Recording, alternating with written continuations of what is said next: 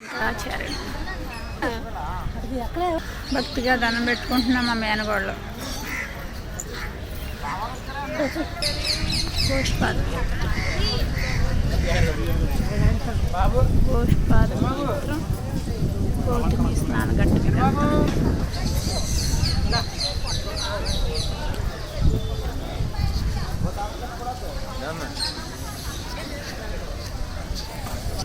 అసలు గోపాదాల దగ్గరికి వచ్చాం. గోపాదాలు ఎక్కడమ్మా? గోపాదాలు ఎక్కడ? గోపాదాలు ఎక్కడ? ఈ గిట్లు ఇక్కడ ఆని కాబట్టి ఇదేంటంటే స్టోరీ ఒకసారి చెప్తారండి. గోదావరి పుట్టుకి కారణం గోవు. గోహత్య పాపం వచ్చిందని గౌతమ మహర్షి గోదావరిని తిరిగి ఆ గోవు తిరిగిన ప్రదేశం కాబట్టి ఇది గోష్పద క్షేత్రం. ఈ రాళ్ళు ఎప్పటి నుంచో కింద రేవులో ఉండేవి.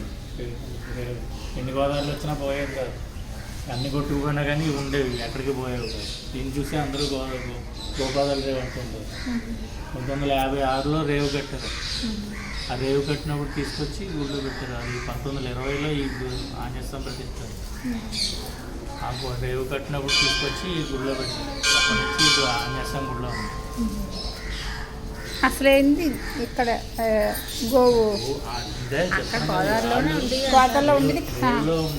ఉండేవి ఇక్కడ తీసుకొచ్చి ఎందుకంటే ఇప్పుడు ఎన్ని గోదావరిలో వచ్చినా ఇది పోయేది కాదు. గోవూరు అనేదాన్ని